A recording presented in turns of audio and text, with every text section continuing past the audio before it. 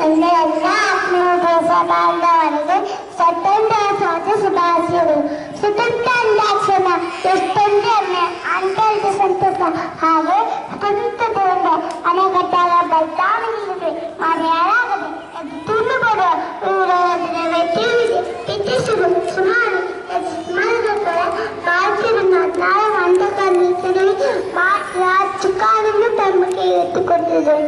ತುತ್ತನ್ನಕ್ಕೊಬ್ಬರ ಪಟ್ಟಿ ಮಾತೆಯವರಾಗಿತ್ತು. ಮಾತೆಯನ್ನು ಮುರಿದು ತಪ್ಪಲಂತೆ ಬದುಕಬೇಕಾಗಿತ್ತು. ಭಾರತ ಮಾತೆಯ ಕೋಟ್ಯಾನ ಕೋಟಿ ಮುಕ್ತ ಮಕ್ಕಳಲ್ಲಿ ಅಲ್ಲ ಇಲ್ಲ ಆರೋಗ್ಯ ಬಲು ತೊರೆದಿತ್ತು. ಬದುಕಿದೆ ಅನ್ಯಾಯ ಅತ್ಯಾಚಾರ ಆಗುತ್ತಿರುತ್ತೆ. ಅದಕ್ಕೆ ಮೇಲೆ ಎಲ್ಲೆಲ್ಲ ಸ್ಫೋಟಗಳು ತೊಡಗಿತ್ತು. ಅಂದರೆ ತೊಂದರೆ ತುತ್ತನ್ನಕ್ಕೆ ಪಡೆದರೆ ಆ ಪುಸ್ತಕದಲ್ಲಿ ಭಾರತೀಯರು ಸುರಕ್ಷಿತವಾಗಿ ಪಲಕಿ ದೂರದ ಓದಾಟ ದೇವತೆಗಳಿಗೆ ಪಾಸಿದ್ದು ಅವರಿಗೆ ಅನ್ನ ಹಾಕುತ್ತಿದ್ದರು ಎಂಬುದು ಸಂಕಟ ದೇವಸ್ಥಾನಕ್ಕೆ ಭಾರತೀಯ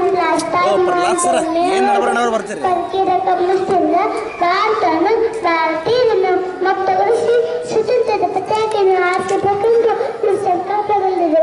ನಿರ್ಧಾರವನ್ನು ಒಂದು ಎದುರಾಟ ಬೆನ್ನಿಗೊಲ್ಲ ಎಂಬ ನಿರ್ಧಾರದಿಂದ ಹೋರಾಟಕ್ಕೆ ಬರುತ್ತಿದ್ದರು.